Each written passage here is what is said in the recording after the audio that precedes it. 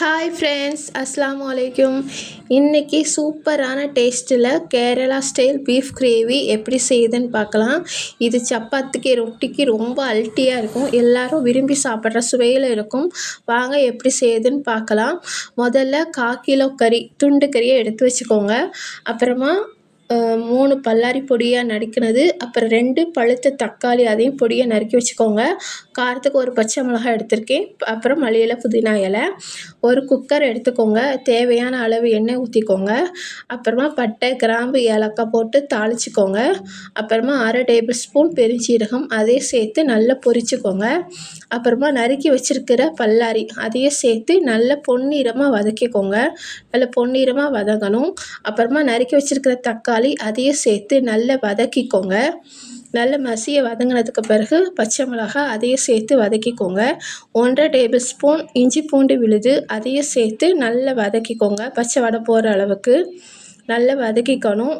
இந்த மாதிரி வதங்கினதுக்கு பிறகு 1/4 டீஸ்பூன் மஞ்சள் பொடி, அதையும் சேர்த்துக்கோங்க. 1 டேபிள் ஸ்பூன் தனி மிளகாய்த்தூள், அதையும் சேர்த்துக்கோங்க. 1 டேபிள் ஸ்பூன் சீரகப்பொடி, 1 டேபிள் ஸ்பூன் பெருஞ்சீரகப்பொடி, அப்புறமா 2 டேபிள் ஸ்பூன் கொத்தமல்லி பொடி, அப்புறமா 3/4 டேபிள் ஸ்பூன் கரம் மசாலா. இது எல்லாத்தையும் நல்லா சேர்த்து நல்லா வதக்கிக்கோங்க. நல்ல பச்சை வடை போகிற அளவுக்கு நல்லா வதக்கிக்கணும்.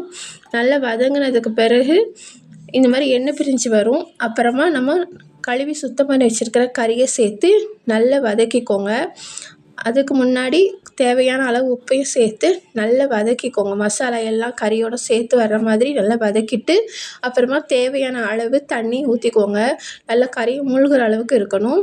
இப்போது 6லேருந்து 8 விசில் வர்ற வரைக்கும் நல்லா வேக விட்டு எடுத்துக்கோங்க. அப்போ தான் கிரேவி நல்லா திக்காக வரும்.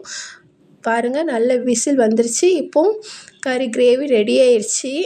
நல்லா பாருங்கள், சூப்பராக ரெடி ஆகிட்டு நல்லா தண்ணியெல்லாம் நல்லா வற்றி நல்ல கிரேவி டெக்ஸ்சருக்கு வந்துடுச்சு. இந்த சமயத்தில் நம்ம ஒரு 1/2 டேபிள் ஸ்பூன் மிளகு சீரக பொடி சேர்த்துக்கோங்க. அப்புறமா கொஞ்சமாக கொத்தமல்லியும் சேர்த்து ஒரு 5 நிமிஷம் கிளறி அடுப்பில் வச்சு இறக்கிட்டிங்கன்னா சூப்பரான Kerala style beef gravy ready ஆயிரும்.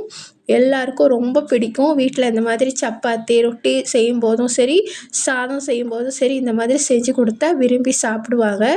எல்லாருக்கும் பிடிக்கும். என்னுடைய வீடியோ பிடிச்சிருந்துச்சுன்னா லைக் பண்ணுங்கள், சப்ஸ்கிரைப் பண்ணுங்கள்.